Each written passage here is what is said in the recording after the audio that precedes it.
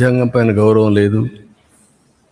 ముఖ్యమంత్రి కానీ, deputy CM కానీ, ప్రభుత్వ అధినేతలు అంటే లెక్కలేనితనం.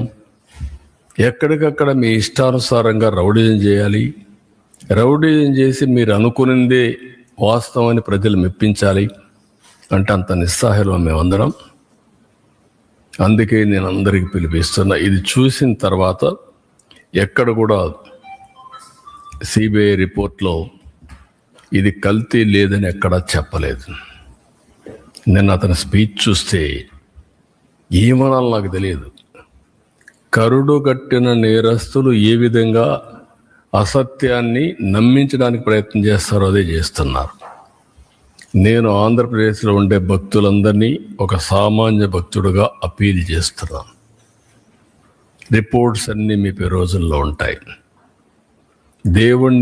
దేవుని యొక్క పవిత్రత మనం కాపాడుకోవడం మనందరి బాధ్యత.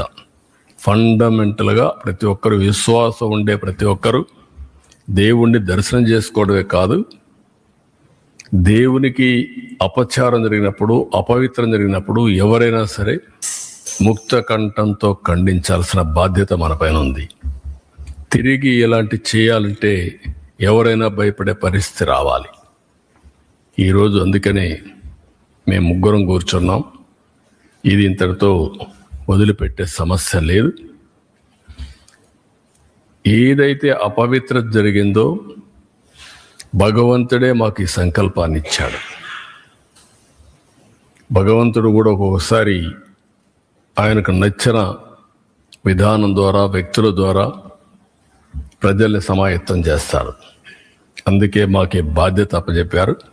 ఇది దేవుని కార్యక్రమం కింద తీసుకుంటున్నాం, పవిత్రమైన కార్యక్రమం తీసుకుంటున్నాం. ఆ రోజు నాకు ప్రాణభిక్ష పెట్టా అంటే ఆయనే పెట్టాడు. నిన్న ఇన్ని కోట్ల మంది భక్తులు ప్రాణాలు పోగొట్టకుండా కాపాడుకున్నారంటే కెమికల్స్ కలిపినటువంటి ప్రసాదం లడ్డు. లడ్డూకు ఒక ప్రసక్తి ఉంది. వెంకటేశ్వర స్వామి ప్రసాదం ఎన్నో దేవాలయాల్లో ఎంతోమంది కూడా ప్రయత్నం చేశారు దీన్ని రిప్లికేట్ చేయాలని, ఎవ్వరూ చేయలేకపోయారు. అది వెంకటేశ్వర స్వామికి ఉండే ప్రత్యేకత. అది ఒక్క తిరుమలలో తయారు చేసిన లడ్డు ప్రసాదాలు అక్కడికే పరిమితం తప్ప ఎవ్వరు కూడా రిప్లికేట్ చేయలేరు. ఒకవేళ రెసిపీ తీసుకపోవచ్చు, కానీ అందులో వచ్చే ఇది మాత్రం ఆ టేస్ట్ కానీ ఆ పవిత్రత కానీ ఎక్కడ రావు. ఈ విషయం గుర్తుపెట్టుకోవాల్సిన అవసరం ఉంది. కానీ ఈ 5 ఏళ్లలో మీరు చూస్తే లడ్డు తినాలంటే భక్తులు భయపడ్డారు. తిరుమలకు రావాలంటే భక్తులు సందేహించే పరిస్థితికి వచ్చారు. లేదు, అక్కడికి పోతే ఈ అపవిత్రత మేము భరించలేము, ఇవన్నీ చూస్తే మానసికంగా మేము ఏమాత్రం కూడా ఉపేక్షించలేము అనే పరిస్థితికి వచ్చారంటే ఎంత అపవిత్రత జరిగిందో మీరు ఒక్కసారి గుర్తుపెట్టుకోవాల్సిన అవసరం ఉంది. ఇన్ని కార్యక్రమాలు చేసి మళ్ళీ ఈరోజు ఎదురు దాడి చేసే పరిస్థితికి వస్తున్నారు. అంటే దీన్ని కూడా డైవర్ట్ చేయడానికి ఎప్పుడు కూడా నేరస్తులు చేసే పరిస్థితి ఏంటంటే ఒక ఇష్యూ వస్తుంది, దాన్ని డైవర్ట్ చేయాలి, దాన్ని డైవర్ట్ చేయడం, లేకపోతే ఏదో ఒక విధంగా దాన్ని స్తంభింపజేయడం. ఇది ఒక పద్ధతి ప్రకారం పెట్టుకొని చేస్తున్నారు. ఇది మంచి పద్ధతి కాదు. మళ్ళీ మళ్ళీ అపీల్ చేస్తున్నా రాష్ట్రంలో ఉండే ప్రజలందరినీ. మేము ఒక సాధారణ భక్తులుగా ప్రతి ఒక్కరికి తెలియజేసే బాధ్యత మాది.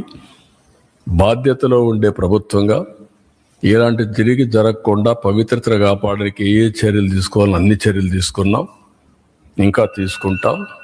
అదే మరి దోషులను కూడా అన్ని విధాలా శిక్షించడానికి అన్ని చర్యలు తీసుకొని ముందుకు పోతాం.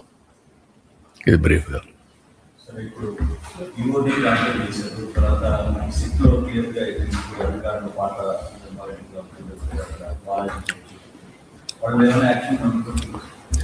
యాజ్ ఆన్ టుడే మాకు ఏదైతే ఛార్జ్ షీట్ వేసారో ఛార్జ్ షీట్ ఇంకా నెంబర్ కావాలి, అది రావాలి.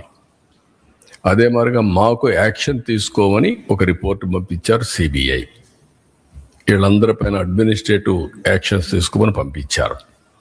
అందుకే 1 man కమిటీ ఒకటేసి మొత్తం అనలైజ్ చేసి ఎక్కడెక్కడ ల్యాప్సెస్ ఉన్నాయి ఆ ల్యాబ్స్ అన్ని అధ్యయనం చేసి యాక్షన్ స్టార్ట్ చేస్తాం. అవసరమైతే కోర్టులో కూడా ఇంకా ఏదైనా అడిషనల్ ఇన్ఫర్మేషన్ ఉంటే సబ్మిట్ చేస్తాం.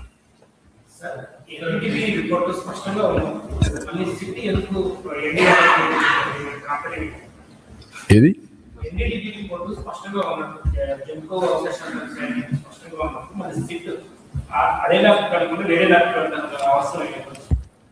ఏది ఏమైనా ఆ ల్యాబ్కు పోయినా ఏ ల్యాబ్కు పోయినా ఒక్కొక్కసారి ఒక్కొక్కరికి ఆ lab report as on today ఇచ్చిన రిపోర్ట్లో కూడా మీరు చూస్తే ఏమన్నారు, మేము పూర్తిగా రూల్ అవుట్ చేయడం లేదు, కానీ మాకు ఆ టెక్నాలజీ లేదు, ఇది కమర్షియల్ కాదు, మేము ఇంటర్నల్ హౌస్లో డెవలప్ చేసుకుని దాని ప్రకారం రిపోర్ట్ ఇస్తున్నాం చాలా స్పష్టంగా చెప్పారు.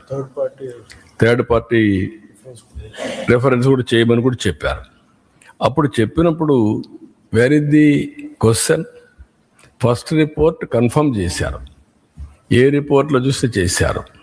నేను ఒకటి అడుగుతున్నా, అసత్యాలు అబద్ధాలు చెప్పే వ్యక్తుల్ని 2022లో రిపోర్ట్ వచ్చిందా లేదా? ఎందుకు తొక్కి పెట్టారని అడుగుతున్నా. ఆ రోజు మీరు కానీ యాక్షన్ తీసుకొని ఉంటే తెలుసో తెలియకో తప్పు జరిగిందని సమర్థించుకునే అవకాశం ఉంది.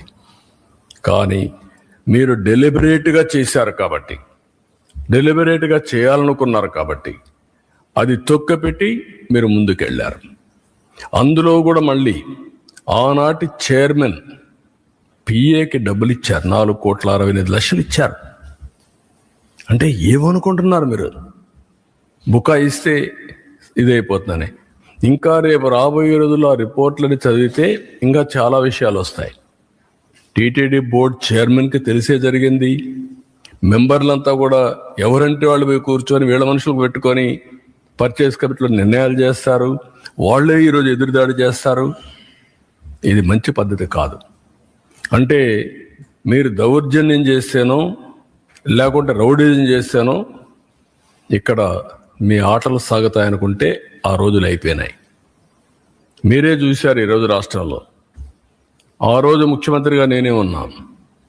వివేకానంద రెడ్డి మర్డర్ చేసిన నెక్స్ట్ డే కత్తి నా చేతిలో పెట్టారు. ఇప్పుడు అదే చేయాలనుకుంటున్నారు. మంచి పద్ధతి కాదు. అది కూడా మీరు పెట్టుకుని దేవునితో పెట్టుకున్నారు.